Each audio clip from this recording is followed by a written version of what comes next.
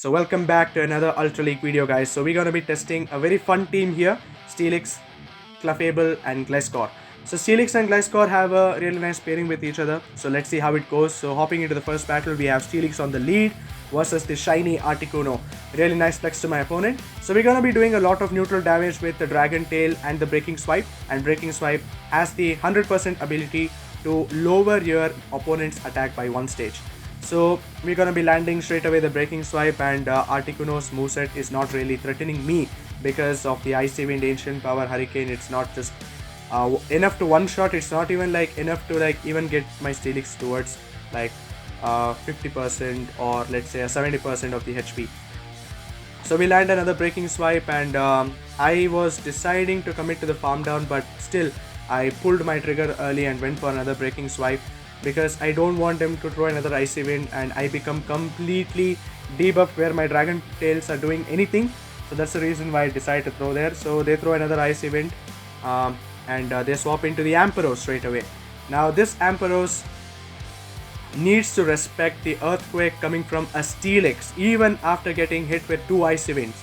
That's the amount of damage it does. If it was not Icy Wind debuffs, I think we could have one-shotted the Ampharos there. So Trailblaze not enough to take down the Steelix. I'll swap into the Gliscor straight away, getting ahead on energy, and we see MP tied with the Night Slash out there, I believe. So I'm gonna shield the Trailblaze because I don't want to make my Gliscor down around 40% or 50% HP. I rather have energy on the Gliscor rather than the Clefable.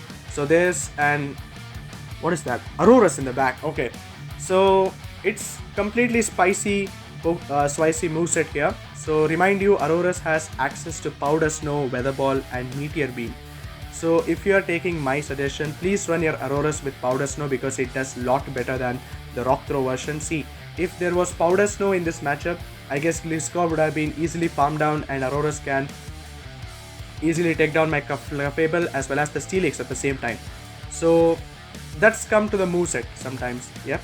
So now I'll be just committing to the farm down because even though I threw the energy, they will likely to be shielding it. So that's the first game. Really fun set to my opponent. So I'll be hoping to see more of the Weather Balls. So now we're gonna be hopping into the second battle. Haxorus on the lead versus the Steelix again. Once again, a really positive matchup. Dragon Tail shredding this Haxorus apart, and Haxorus decides to throw the Breaking Swipe.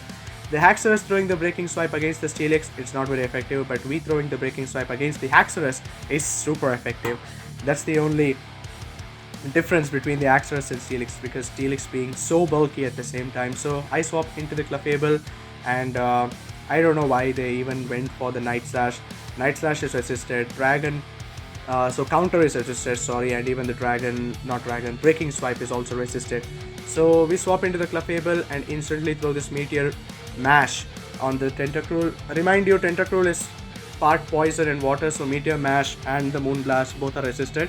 So they, and also they got the debuff, and my hope is to get to the Moonblast. We get to the Moonblast in time with the HP and a Dream, which is likely, and lands for a good amount of chunk damage which we needed. We're gonna come back to the Steelix, and I'm gonna decide to shield the Scald if it is. Yes, it's the Scald, beautiful. So I'm gonna go ahead and shield it, and I'm gonna go for the Breaking Swipe so that if they are ready to throw another Scald, I'll able to survive it. So they go for a Breaking Swipe, but instead I pull my trigger onto the Gliscor, and I hope that this might be an Acid Spray, but no, they went for another Scald, which does a good chunk of damage once again. So Haxorus in the back, going straight away for the Night Slash, not letting it around anywhere where it could get some energy. Haxorus goes down, and the last Pokemon is an Abomasnow in the back. So Abomasnow once again, this is same as the Aurorus. If it was a Powder Snow variant, I think Abomasnow takes this one, and they are running Leaf Age as the fast move, which Abomasnow got access to, I guess the last season they got access to the Leaf Age, if I'm not wrong. So in this situation, if it was a Powder Snow variant, the matchups or the battle would have been much more closer. I would not say I would particularly lose, or it would have been a close one. It all came to the CMP ties sometimes, you know. So Abomasnow still like hanging on, and throws the Weather Ball, but due to the Breaking Swipe debuff, the Steelix make itself more bulky and now we're gonna be throwing the breaking swipe, and that's a good game. But still, it was so close, right? I think the powder snow variant should have been more like effective against my whole team. So got lucky in both the games where sorry, I got an Aurorus with a rock throw and Bomber Snow with the leaf edge. So we have Steelix on the lead versus the Talonflame, and this Talonflame is running Fire Spin as a fast move. I guess this is a like powered up Talonflame, not on the community day because it does not have a community day fast move, which is the Incinerate, which gets energy even faster than the Fire Spin. So they go for the Flame Charge instantly. I just let it go, and now I'm going to be shooting another breaking swipe onto this Talonflame. Remind you, I even have Gliscor, which does pretty well against the Talonflame, so I don't want it to like see my Clefable where it goes on a rampage, correct? So they go for another Flame Charge, so boosting their attack. So 2 breaking swipe, 2 Flame Charge. So right now it's in a neutral situation. I also not know how that works sometimes, you know, debuff, then the boost, debuff, then a boost. So we're going to be throwing the Night Slash, so getting rid of this Talonflame is the only way that now seals the deal for me. And now I'm going to be getting rid of the Talonflame and decide what's there in the back. Okay, and there is a Tapu Fini in the back. Okay, so Tapu Fini is a Pokemon which my team needs to be like worrying about because of the moveset and the fast move pressure it has. It has access to Water Gun and Surf, and Moonblast also very good against the Clefable, right? So we have double Meteor Mash, or a Meteor Mash on a Moonblast is enough to take the Tapu Fini out from here, because Meteor Mash will do a good chunk of neutral damage because it's a part Fairy, right? And Water resists the Steel. So 2 Meteor Mashes are enough to take it down, and in the back there is a Virizion, and this Virizion is about to get boomed from a Clefable. Here it comes. Boom, nearly one-shots the Virizion, and it's good to see because this Virizion is now in a position where it could do nothing because we have the Gliscor, but still the Clefable hangs in, and they are forced to throw their energy once again onto the Clefable, and now we're gonna be sealing this game with the Gliscor, and that's 3-0 right now. So again, this team is very fun to run, and you're gonna be having some good positive results as well with this team.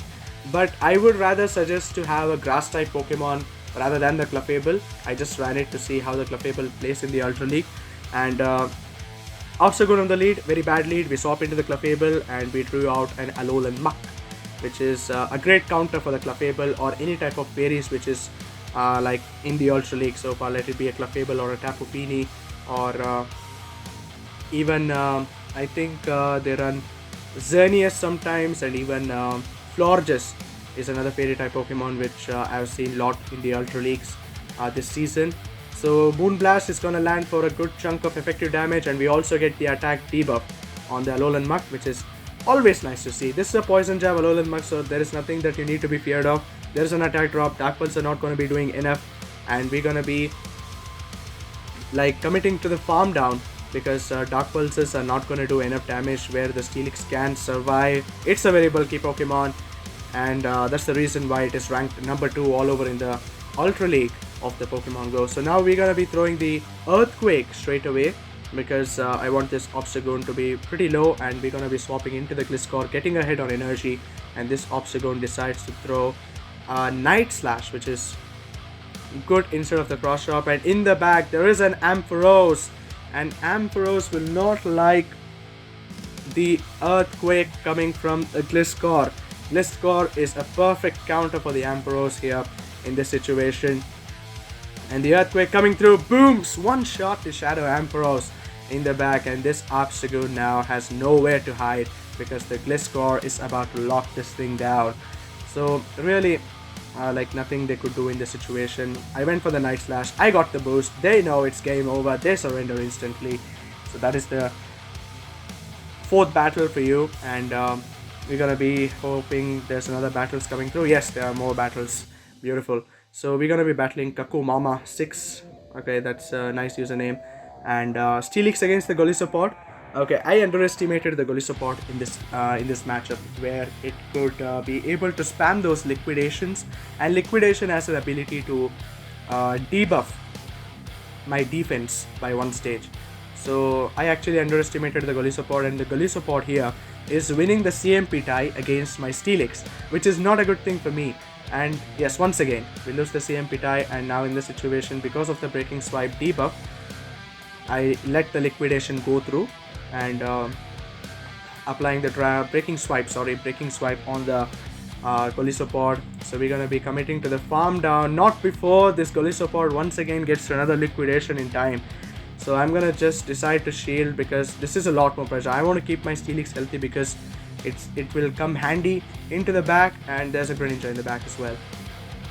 Okay, Golisopod and Greninja in the back. So what could be likely in the back is Greninja is weak to fairy types, it's weak to fighting types, it's weak to grass types.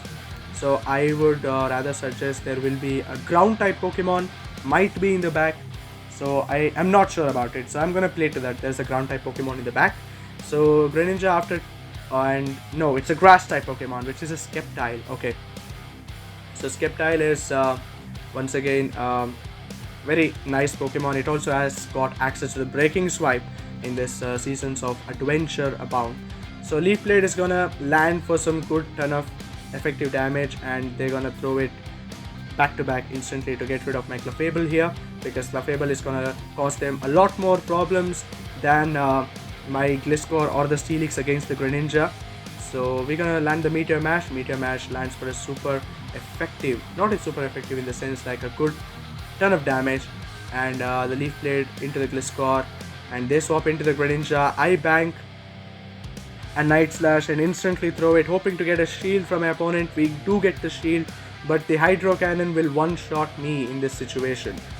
So my play here is, I think they have two Hydro Cannons back to back, so I'll come in with my Clefable, force their hand on the energy, and I'll farm down with the Steelix. So that was the intention of my gameplay. So let us see what we're gonna do. So Steelix will come in, it will go for the farm down. Sceptile is 2 Bullet Seed away, and we get to the breaking swipe, but we lose the CMP tie, which cost me the match. So this game was about the CMP ties. We lost the CMP tie against the Golisopod. We also lost to the Sceptile in the end. So if we had the CMP tie on our way, I think we could have won that. So that was a good game. A very, very fun team to use. So gotta catch them all. Like, share and subscribe if you want to. And that's a good game. GG's.